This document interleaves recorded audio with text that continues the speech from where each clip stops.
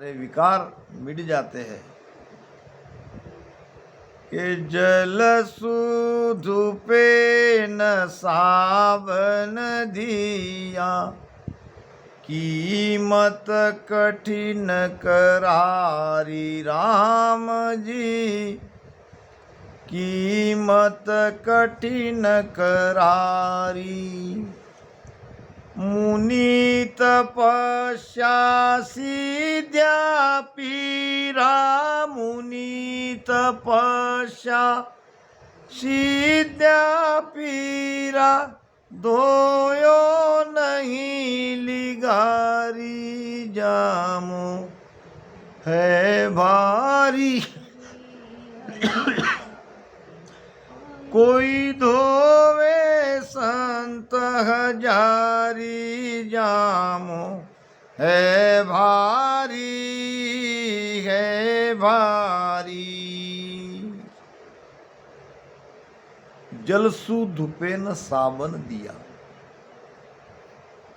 अब जल से तो कपड़े धोए जाते हैं, मगर ये जामा, ये शरीर रूपी कपड़ा जल यानी बाहर की क्रिया से नहीं धोए जाते। बाहर की क्रिया करते हैं, हम जप करते हैं, तप करते हैं, व्रत करते हैं, यज्ञ करते हैं और भी शुभ काम करते हैं। ये करना अच्छी बात है, मगर इससे भीतर का मेल नहीं छूटता। थोड़ी देर के लिए सब ठीक ठाक रहता है, क्योंकि 24 घंटे तो हम कोई भी साधना कर नहीं सकते, कोई भी क्रिया कर नहीं सकते। कर्म तो होते ही रहते हैं, क्योंकि कर्म का कर्ता मन है और मन तो भीतर बैठा है। तो बाहर बाहर के उपाय से भीतर मन पर कोई असर नहीं पड़ता। महाराज ने कहा है, बाहिर क्रिया बहुविध कर है, बाहर के उपाय हमने कितने भी क्यों न कहे, तो क्या होगा?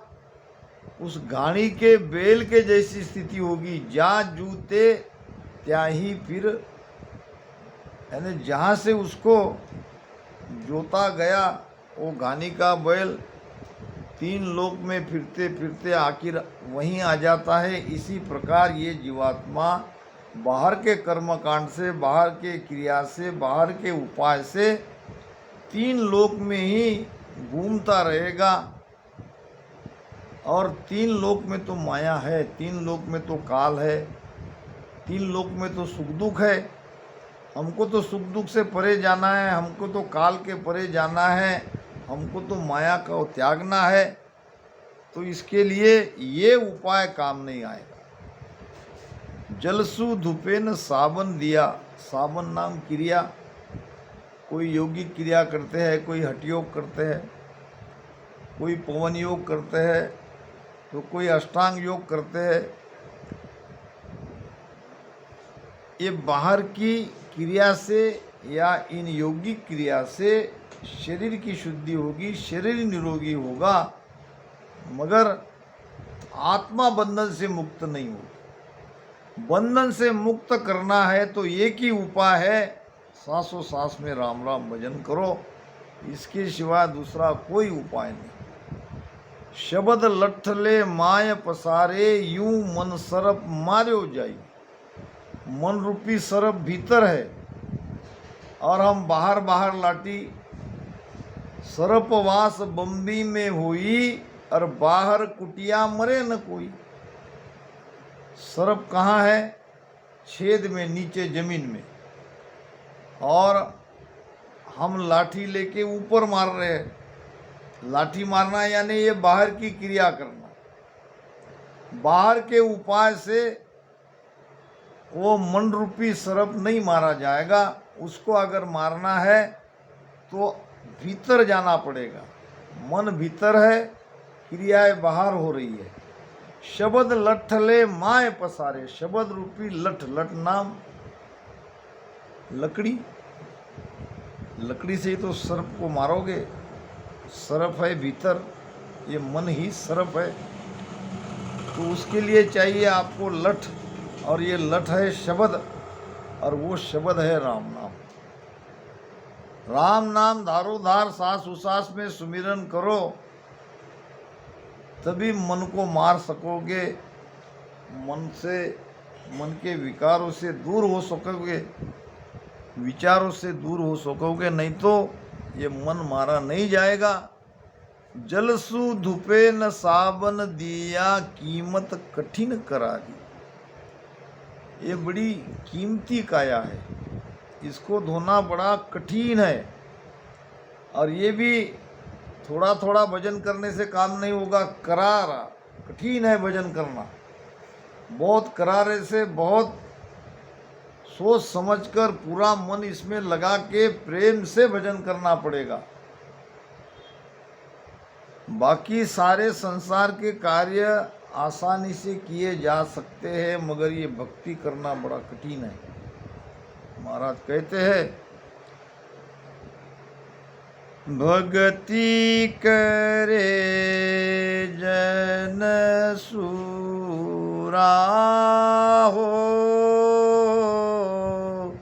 भक्ति करे जन सूरा हो, नहीं कायर को काम साधो, भक्ति करे जन सूरा हो, भक्ति करे जन सूरा हो।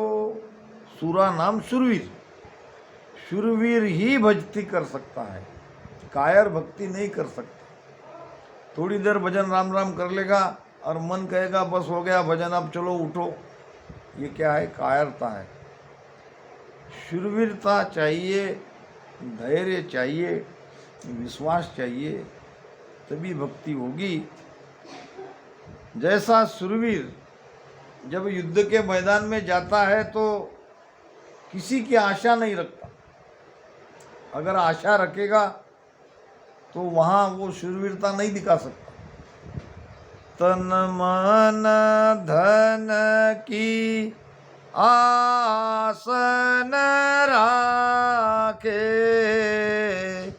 तन मन धन की आसन राखे, मस्त हुए मगरूरा हो, मस्त हुए मगरूरा हो, भक्ति करे जन सूरा हो, भक्ति करे जन सूरा हो। तन मन धन की आस न राखे। मैं लड़ाई में जा रहा हूँ, मेरे बाद मेरे घर वालों को क्या होगा, बच्चों का क्या होगा, कैसे जिएंगे, कौन उनके लिए कमाएगा, ये कोई आस नहीं रखता। पुराने ज़माने में शूरवीर जब युद्ध के मैदान में जाते थे तो अपनी पत्नी की चूड़ियाँ फोड़ के मांग का सिंदूर पोंछ कर जाते थे, इसलिए कि वापस आना होगा कि नहीं होगा। और उनकी स्त्रियां भी उनको आरती थाली लेके विदा करती थी कि हमारी कोई परवाह मत करो, अपना प्राण भी चला गया तो बेहतर, मगर लड़ाई के मैदान से बाहर मत आओ। तभी वो वहाँ पे शूरवीरता दिखाता है। और जब जिंदा रहा तो राजा उसे जागीरी देते हैं, बख्शिश देते हैं, पटा देते हैं। अगर मर गया तो मरने के बाद उसको शूरवीर कहा जाता है। फिर उसको ऐसी जागीरी मिलती है कि राजा चाहे तो भी उसे वापस नहीं ले सकता। तो शूरवीरों की कीमत है। ये भक्ति करना शूरवीर का काम है। यहाँ मन से रोज युद्ध करना पड़ता है। लड़ाई के मैदान में शत्रु को मारना वो आसान है, मगर ये भजन करना बड़ा कठिन है। इसीलिए महाराज ने कहा है कि भक्ति करे जन सूरा हो, तन धन मन की आसन राखे, मस्त हुए मगरूर आओ। भक्ति की भी एक नशा है। जैसे जैसे भजन बढ़ता है वैसे वैसे ये नशा चढ़ती है। ये आनंद अलग है। ये आनंद संसार में जगत में कहीं नहीं है जितना ये भजन सुमिरन का आनंद है। ये न कहीं मिलता है पैसे से। इसके लिए तो केवल शरणागति चाहिए, प्रेम से भजन सुमिरन करने वाला चाहिए, और जब कृपा होगी तो ये आनंद बरसता है। तो ये एक नशा है। नानक साहब कहते हैं, भांग भसूटी सुरा सब, चढ़े सो उतर जाए, नाम खुमारी नान का, चढ़े सो उतर न जाए। नाम की खुमारी अलग है, ये चढ़ती चढ़ती रहती है, ये उतरती नहीं है। आपका शब्द कितने भी सालों से कहीं क्यों न हो, वो नीचे नहीं आएगा। जब भजन करोगे तो और ऊपर बढ़ोगे और ऊपर बढ़ोगे। ये नाम की खुमारी ऐसी है, ये चढ़ती रहती है, चढ़ती रहती है, उतरती नहीं है। बाकी जो नशा है, भांग है, शराब है, गांजा है, ये क्या है? चढ़ती है, उतरती है। जब तक चढ़ती है तब तक मस्त रहता है, और उतर जाने पर वही का वही हाल। एक शराबी शराब पी के जा रहा था रास्ते से, और उधर से राजा आ रहे थे हाथी पे बैठ के। अब शराबी के सामने राजा क्या, उसको क्या फर्क पड़ता? अपने नशे में जा रहा था और राजा को जाके पूछ रहा है। राजा आए थे हाथी पे बैठ के, और ये कह रहा है राजा को, क्यों ये तुम्हारा भैंसा बेचोगे? हाथी को कह रहा है भैंसा। राजा को गुस्सा आया कि ये किसको कह रहा है, इसको होश भी नहीं है, इतना नशे में है। मैं राजा हूँ और राजा को कह रहा है, और ये भी हाथी है तो हाथी को भैंसा कह रहा है। डाल दो इसको जेल में। रात भर जेल में डाला, सुबह राजा के सामने हाजिर किया। अब नशा पूरी उतर गई थी। नीचे गर्दन झुकाए राजा के पास। राजा ने कहा ऊपर करो गर्दन। ऊपर गर्दन नहीं कर पा रहा था, शर्म से मर गया। राजा ने कहा क्यों, भैंसा नहीं खरीदोगे? उसने कहा मालिक माफ़ करो, वो भैंसा खरीदने वाला दूसरा कोई था, मैं तो तुम्हारा नौकर हूँ, गलती हो गई, ज़्यादा पी ली थी। तो ये नशा कोई काम की नहीं है, जो चढ़ती भी है तो उतर भी जाती है। और भक्ति की नशा चढ़ती चढ़ती चढ़ती रहती है। इसीलिए महाराज ने कहा है, और सकल विध सेली साधो, भक्ति का काम करारा हो, भक्ति का काम करारा हो।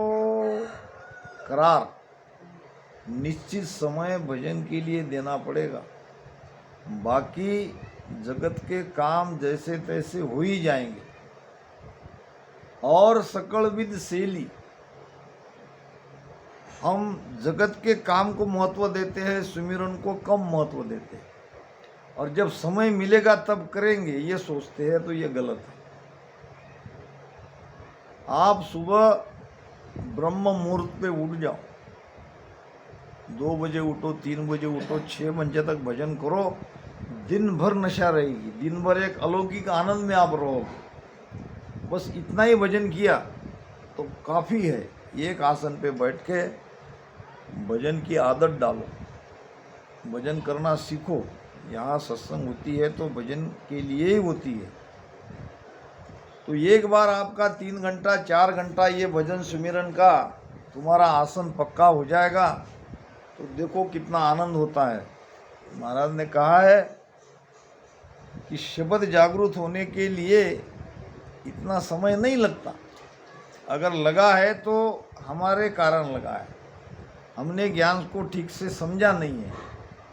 महाराज कहते हैं कि एक पहर में जाग कर चेतन वेतन माय, जे मंथन एक है प्रेम धसे उर्माय, प्रेम धसे उर्माय उलटता बार न लागे, नक चक नाड़ी रोम नाम धुण सब में गाजे, सुख राम कहे गुरु मेरे रे, जुरुतवंती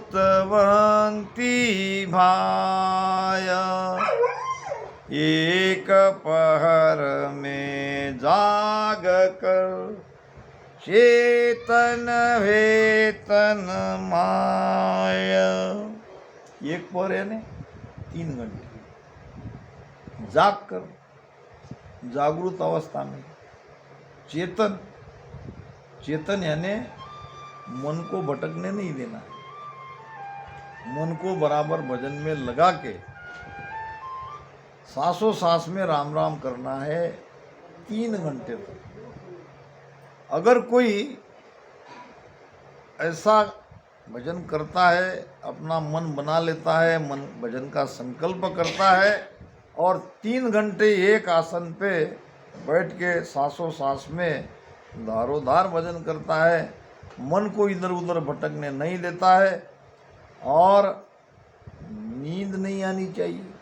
जाग कर कहा है, भजन करते करते सो गए तो मैंने तो 3 घंटे भजन किया, कुछ हुआ नहीं। 3 घंटे क्या 30 घंटों भी करोगे तो नहीं होगा, 30 जन्म भी नहीं होगा। एक ही जन्म में 3 घंटे में आज ही हो जाएगा, मगर उसके लिए सावधानी से भजन करना पड़ता है। ये एक राजा था और उसका एक बेटा था।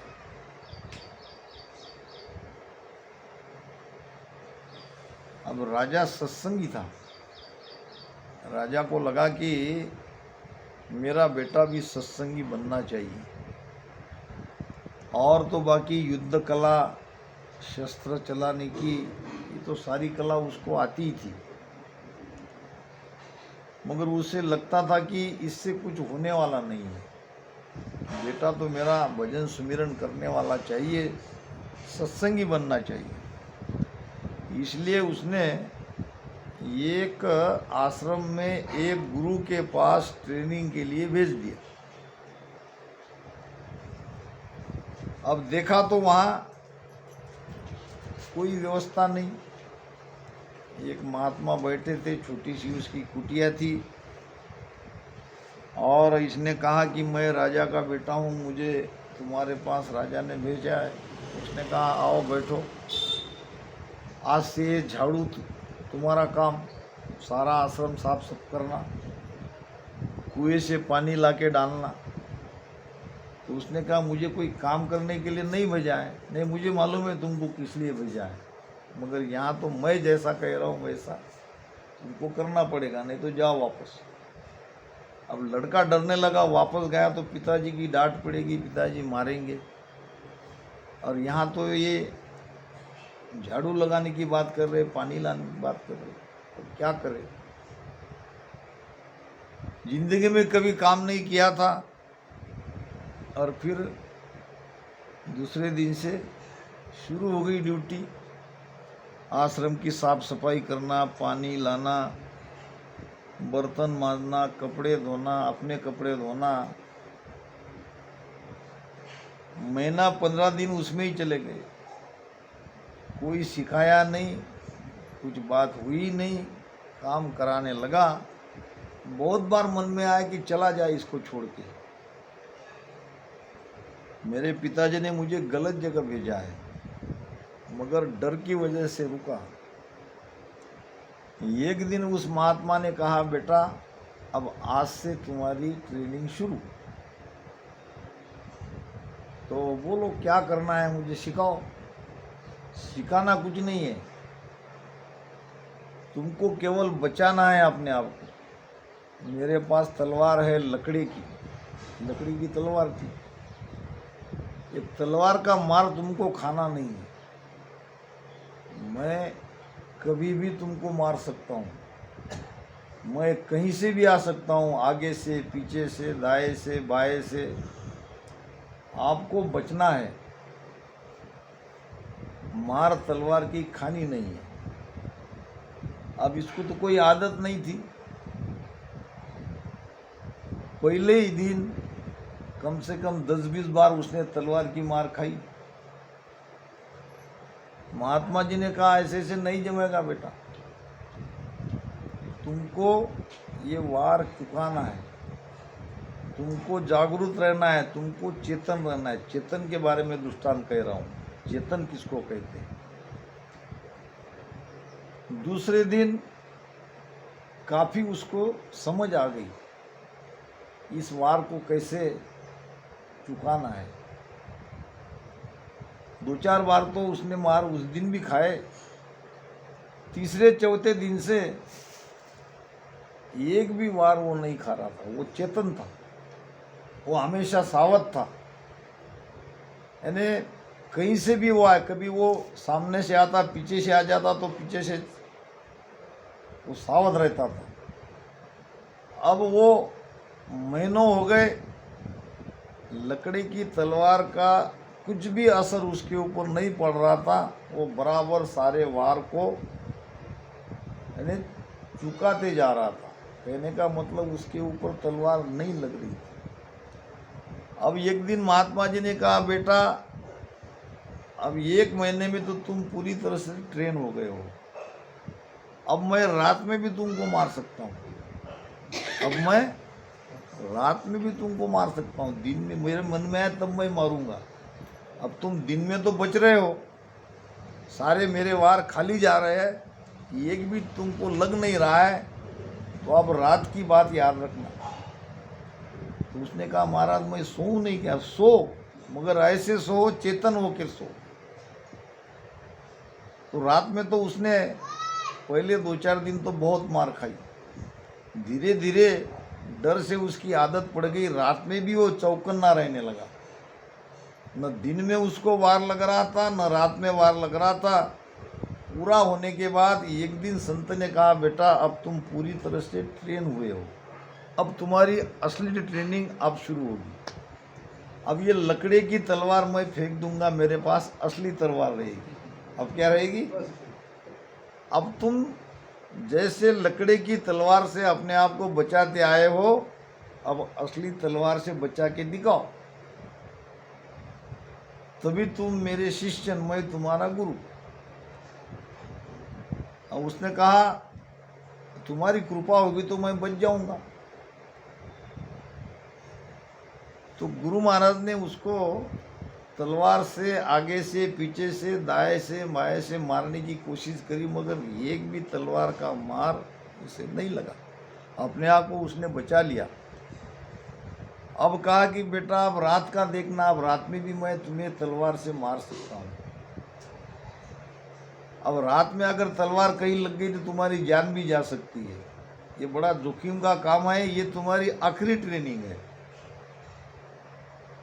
फिर गुरु महाराज कब आएंगे पता नहीं, कहाँ से आएंगे पता नहीं, इसलिए वो ठीक से सो भी नहीं पाया। सोते सोते भी वो जागरूक रहता था। जागरूक क्या, पूरी तरह से गुरु महाराज की तरफ भी उसकी पूरा ध्यान उसका रहता था। कहाँ से आएंगे, कहाँ से आएंगे, इधर से आएंगे, इधर से आएंगे, उधर से आएंगे। कहीं सचमुच तलवार लग गई, मैं मर गया तो। ऐसे करते करते तलवार का वार भी उसने पूरी तरह से उससे बच गया। और फिर एक दिन उसके पीठ पर हाथ फेर के माथे पे उसको आशीर्वाद दिया, बेटा अब तुम जाओ, या खुर्ची पर बसा। वार, हमें भी मन के वार को अपने आप से बचाना है। बहुत कहते कि भजन नहीं लगता, भजन नहीं लगता, भजन होता नहीं। भजन कैसे होगा? तुम डर जाते हो, थोड़ा सा कुछ विचार आया, मन में ख्याल आया, उठ जाते हो भजन से। तो ये करारा है, भक्ति का काम बड़ा कठिन है, क्योंकि ये सबसे ऊंची भक्ति है। सबसे ऊंची भक्ति है तो सबसे ऊंचा यहाँ त्याग भी आवश्यकता है। अब यहाँ क्या है, मन का और तन का ही त्याग है। थोड़ा शरीर 2 दिन 3 दिन 4 दिन दर्द होगा, आदत डालोगे तो धीरे धीरे शरीर भी स्थिर होगा। और फिर मन को भजन में लाना थोड़ा कठिन है, तो उसको घेर के लाना पड़ता है। आते आते वो आएगा, और तुम्हारे पास गुरु की एक ताकत है, गुरु की सत्ता तुम्हारे साथ है, गुरु ने दिया हुआ राम नाम तुम्हारे साथ है। फिर भी अगर ये मन को तुम रोक नहीं पाते हो तो तुम सावधान नहीं हो, तुम चेतन नहीं हो। महाराज कह रहे कि एक पहर में जाग कर चेतन वेतन में। कैसे चेतन होना है? उस राजा के लड़के के जैसा। वार कभी भी आ सकता है, विचार तुम्हारे अंदर मन कभी भी ला सकता है, कभी भी तुमको भजन से वो उठा सकता है। तुम अगर गाड़े रहे, तुम अगर मजबूत रहे तो कुछ नहीं हो सकता। ज़्यादा से ज़्यादा यहाँ त्रिकुटी तक ये मन तुम्हें तकलीफ देगा, शरीर का भी कुछ दिन हट चलेगा। एक बार ये बराबर जम गया, रोज की आदत हो गई तो कुछ नहीं होगा। इसलिए जल्दी सो और जल्दी उठो, नींद भी होनी चाहिए। और वो 2 से 4 का जो समय है, 4 घंटे का, वो भजन के लिए बहुत ही उपयोगी है। सारा जगत सोया हुआ रहता है। 4 पहर है, रात के कितने पहर है? पहले पहर में जगत जागे, 6 से 9 सारा जगत जागरूक है। कोई सोते क्या 9 बजे? तो नहीं सोते। पहले पहर में जगत जागे, दूसरे पहर में भोगी, तीसरे पहर में चोर जागे, चौथे पहर में योगी। भजन करने वाला चौथे पहर में सोना नहीं चाहिए। दिन निकलने के पहले जागना ये बिल्कुल भजन करने वाले के लिए ठीक नहीं है। 3 बजे के बाद हम सो ही नहीं सकते, 3 बजे तो उठना ही उठना है। तो 3 से 6 तक एक दिन भी आपने, ये महाराज ने जैसा कहा है वैसा भजन कर लिया। एक पहर में जाग कर चेतन वेतन माय, जे मंथन वो कर है प्रेम दशे उर्माए। सांसों सांस में जो राम राम का मंथन करेगा प्रेम से, तो वो सत्ता प्रगटेगी, वो शब्द प्रगटेगा, वो नियंचर जगेगा। प्रेम दशे उर्माए, उलटता बार न लागे। पीछम से उलटने में कोई समय नहीं लगेगा। नक चक नाड़ी रोम, ये नक, ये चक, ये नाड़ी अंदर में, और ये रोम, नाम धुन सब में गाजे। ये नियंचर, कुदरत कला, सत्सबद, ये सारे शरीर में इसका प्रमाण आपको मिलता है। नाड़ी नाड़ी रोम रोम में वो ध्वनि सुनाई देती है। सुख राम कहे गुरु मेर रे, जूरुतवंती भाई। मेहर किस पर होगी? मेहर जब होगी तभी तो ये शब्द जगेगा। तो रुतवंती पर, रुतवंती यानी आत्मा हमारी रुतवंती चाहिए, हमारे आत्मा के अंदर तड़प चाहिए कि हमको इसी जन्म में उस अमरलोक में जाना है, हमें बार बार मरना नहीं है, बार बार जन्म लेना नहीं है। ऐसी तड़प अगर हमारे अंदर है और वो तड़प के साथ अगर हम भजन कर रहे हैं तो नींद भी नहीं आएगी, शरीर में भी दर्द नहीं होगा और मन भी नहीं भटकेगा, तब वो सत्ता प्रगटेगी। और एक बार सत्ता प्रगट गई तो तुम अमर लोक में जाओगे, ये जन्म में नहीं तो अगले जन्म में, अगले नहीं तो उसके अगले जन्म में। जात जात आनंद पद जासी, आगे पीछे सोई, मिनका देह बिन और देह न, वो हंस धरे न कोई।